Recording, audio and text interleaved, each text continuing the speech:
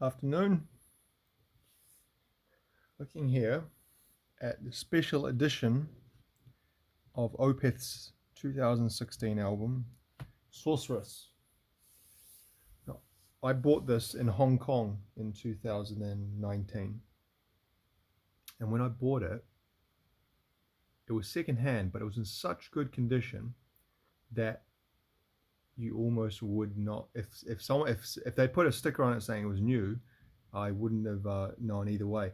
It wasn't wrapped in plastic, which I guess maybe is a small giveaway.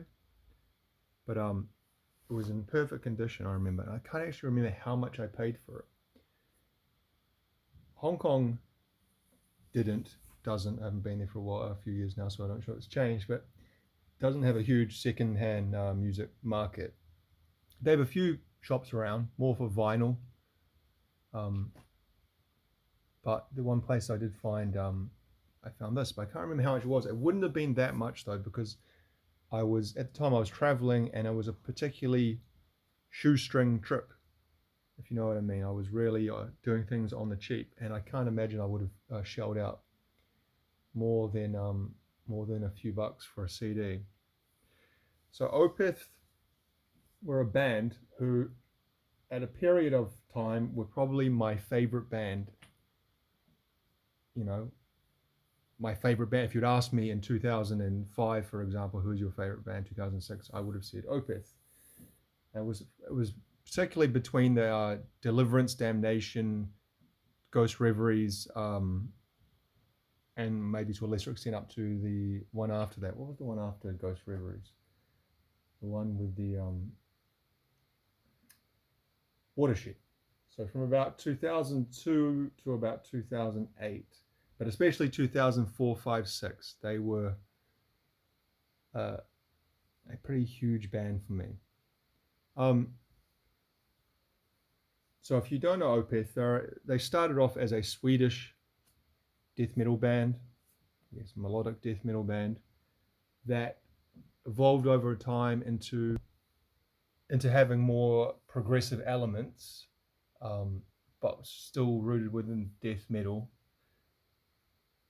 And then, I guess, slowly the heavy metal, death metal stuff fell away, and the prog rock really took hold. And nowadays, you would say they are more of a progressive rock band than a metal band. In fact, some of their albums are completely absent of any sort of metal, um,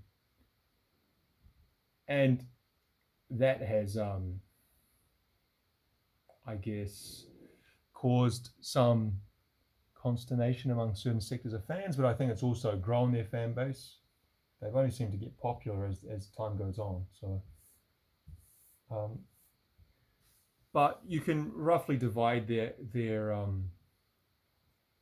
career into, I guess, a few different kind of periods. So the first two, Orchid and Morning Rise, I put those as their early career, and there's some good songs on those, but there's nothing really there that points at them becoming what they did become.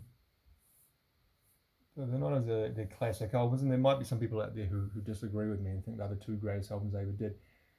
My Arms, Your Hearse, that's where you kind of just start to hear something a bit different. Here, Michael Oakefeld, the singer-songwriter, main frontman, whatever you want to call him, is we're starting to kind of incorporate more of the quiet, loud dynamic, the clean vocals with the death metal growls. Some really good songs on that album. Still Life, some people see that as their greatest album, their peak, and it is a great album. It's one of my favorite of theirs. And in some ways, you could kind of put Still Life and Blackwater Park together. I'd say probably Blackwater Park is my favorite album, and that's such an awesome album title, Blackwater Park. The imagery it evokes, but they're really taking that sound of the death metal and putting it together with more almost folk, prog, bits and pieces, and again, his clean vocals. He's got a good voice singing clean. Uh, I think Still Life, where they first got Stephen Wilson, or was that Blackwater Park? I'm not exactly sure. Actually, I don't think it was Stephen Wilson on that, but they on Blackwater Park they did get Stephen Wilson from Porcupine Tree to uh, produce the album, and some people blame him for Opeth's change. I think that's a bit ridiculous, but yeah. And then they did two albums kind of at the same time, Deliverance and Damnation, and that was apparently meant to be a double album with a heavy metal album and a acoustic album. So Damnation is purely acoustic, clean vocals. I don't think there's any. Trying to think. I haven't listened to a few years to be honest, but I don't think there's any electric guitar in it. I think it's all acoustic. It's a good album. When I say I haven't listened to it a few years, at the time I actually loved that album. Deliverance I think is a little bit more hit and miss, and that was kind of Deliverance. It's a strange album. Deliverance seemed like a kind of the dialectical opposition to the growth of Blackwater Park. They kind of like were going back to death metal, and they did, but it seemed kind of almost like a dead end for them. Then they went with Ghost Reveries, and Ghost Reveries I think is the culmination of that sound they had made. If you take the preceding however many albums they had, 1, 2, 3, 4, 5, 6, 7, and the way that they've grown and the way they'd incorporate the dynamic of the soft and the loud and the hard and the mellow, Ghost Reveries perfectly put all that together into the creation of a brilliant album. Ghost Reveries really is a great album. And that's really where their popularity took off. I think that's where they signed with Roadrunner Records on that album. So they kind of, for the first time, really were flirting with the mainstream people. People outside of heavy metal started kind of knowing who they were. Not mainstream as though they'll be played on the radio or anything like that, but they became more known. Watershed was kind of, again, like for me, Watershed was almost like a Ghost Reveries 2. Then after Watershed, and from what Michael Alkefeld has said, he felt he couldn't go any further with that kind of music. With the metal element in the music, he felt he had pushed it as far as he was able to do and as far as he was interested in doing. And for years, if you'd read interviews, even at that time, he seemed to have lost all interest in heavy metal, especially new heavy metal. He said he liked classic metal, and classic 80s early death metal, black metal, like Bathory and stuff like that. But he was much more interested in 70s prog rock. And so we get to 2011 Heritage, and that was almost like a 180-degree turn. Although the clues had always been there. It wasn't always that came out of the blue, really. They had Damnation. They'd had growing prog elements on every album and more soft, clean vocals. But there was no death metal growls on Heritage whatsoever. There were still parts that were kind of heavy, but more heavy, like dark heavy, as opposed to like metal heavy, if you know what I mean.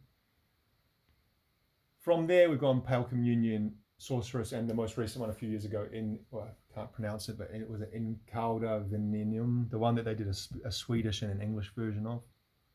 All good albums. Pale Communion, for me, is probably their weakest album. And that's just a personal feeling I have. But they're still a good band. I don't follow them as closely as I once did. Like I said, in that era of Deliverance, Damnation, Ghost Reveries, especially those three, and then Watershed to a lesser extent, I was a huge fan. And they actually toured in New Zealand in 2006 on the Ghost Reveries tour. And I went and saw them, and I'd been looking forward to seeing them for so long. It was one of those things where you build it up so much in your mind, and it's like you're looking forward to it for so long, and then it comes and it goes, and then it's like it's almost you're a little bit depressed afterwards because you're like, well, what now? I've had that a few times in my life. It kind of made me realize the futility of buying expensive shit.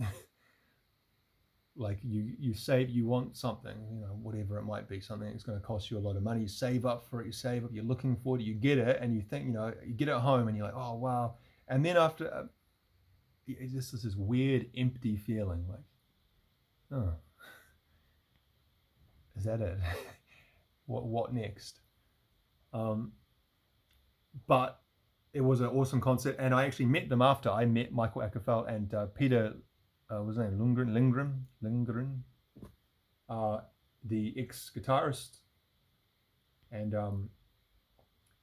Martin Mendez, the bassist, and Martin Axelrod had just joined. He wasn't really. He was almost seen as like a temporary drummer at that point. He wasn't like. No one seemed to care about him out the back. I remember we met the band, but he went on to be their drummer for a good decade after that. But yeah, it was good meeting. I had a good chat with especially Peter, the guitarist. He was a really nice guy, really genuine, down to earth. Seemed very appreciative of the fans in New Zealand coming out to see them and waiting around to meet him. And I always had this, lasting memory of him. It's very tall as well, Peter Lundgren. Anyway, I've spoken now for 11 minutes and I haven't really talked about this album yet. But I think my history and personal connection to Opeth is a good context to provide of how I see this album. I think it's a pretty good album. It's not bad. It's a double album, special edition, 2 discs. This was the first album it signed to Nuclear Blast. Nuclear Blast is I think it's a German label that specializes in metal, extreme metal. And apparently they got some kind of deal where they could start their own imprint, and it's called Moderlagat. I think the full name's not there. It's probably on the back actually. Where is it? That one. Moderbolagat, which is Swedish apparently for mother company or parent company. So I don't know the whole story behind that, but yeah, apparently it's like specifically for Opeth, that one. The artwork is a peacock, an evil peacock with blood dripping from its beak, and we can see a pile of skulls below. We have the lyrics scrawled in a very ye old fashion font. Martin Mendez portrait. That's the keyboardist was a Joachim. I don't know his full name. Joachim something. He replaced Per Wiberg. That's Martin Axelrod, who subsequently left the band during after COVID. I think the issue was he didn't want to get the vaccine because they were going to tour America and Europe, and they needed everyone in the band to be vaccinated to get the passports because there was a stage where you needed the vaccine to be able to travel internationally, and he refused to do so, and so they were kind of at an impasse. They I guess whether they say they kicked him out or he left, I don't know exactly, but he is no longer in the band, and that's kind of a bummer because he was a pretty great drummer.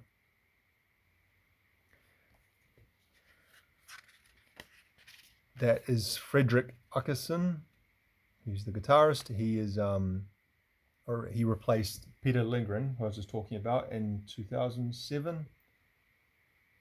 Was it? Yeah, it would have been Watershed. The Watershed album he came in. And then the man himself, Mikael Ackerfeld. He really is the band. He's I don't know, I can't remember. I think there's some conjecture over the earliest part of the band, whether he was in it, but basically it's been his band from the beginning. He's been the main songwriter, the vocalist.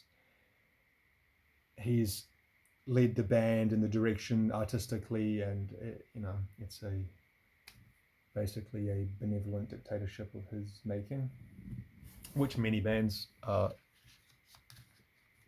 aren't they? They're not really democracies. A few bands work that way, especially that they last for like 30 some years like these guys have.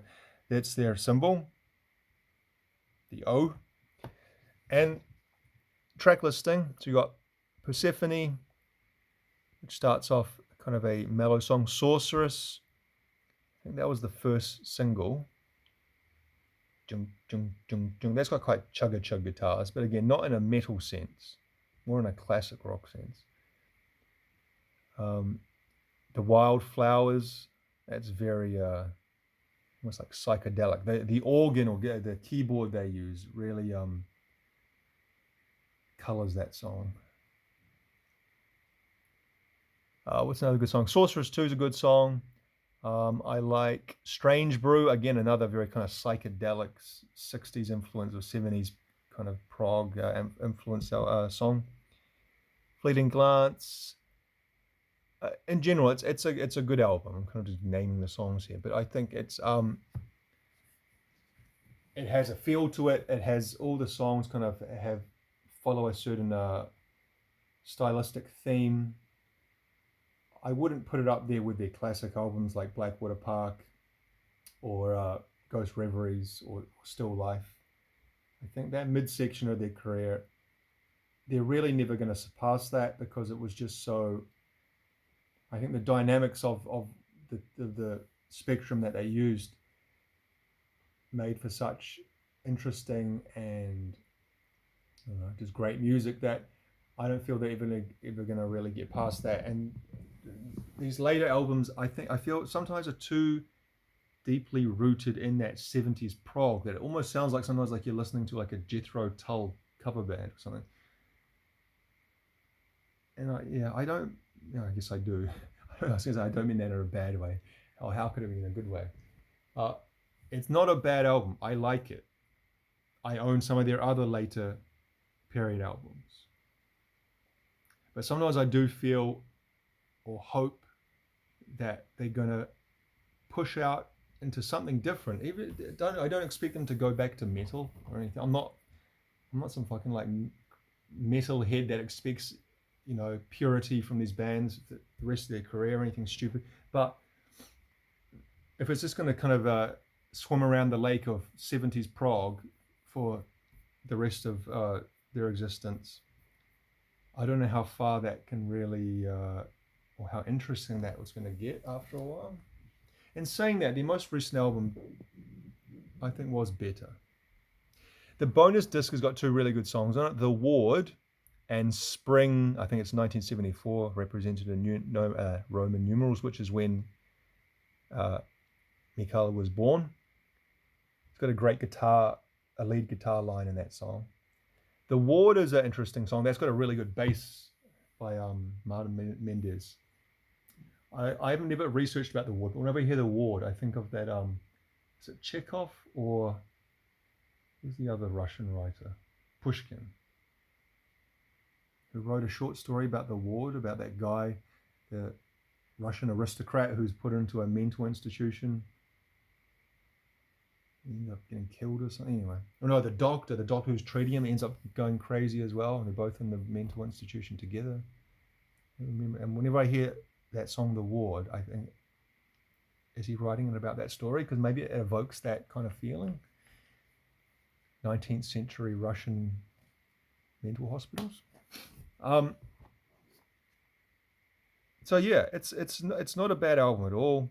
It fits in with that late period. It's better than Pale Communion. It's a further evolution from Heritage.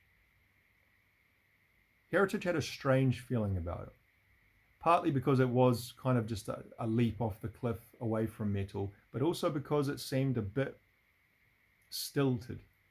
Some people felt that the music writing at that album wasn't as good. I remember reading a review saying that they felt they didn't care that they'd gone prog and left metal behind. That didn't bother the critic. They were just annoyed that Michael Ackerfeld had lost his songwriting ability. I think that's a bit harsh. Because he still puts together some really interesting and great songs. So yeah. So yeah, Sorceress. If you are an Opeth fan, I recommend it. And yeah, I said probably my favorite band for a good 5 years. They were my favorite band, and they opened me up to a lot of heavy metal, like I get more extreme metal, especially kind of a Scandinavian, Swedish, and Norwegian and Finnish metal. All right, guys, thank you for watching. Take care.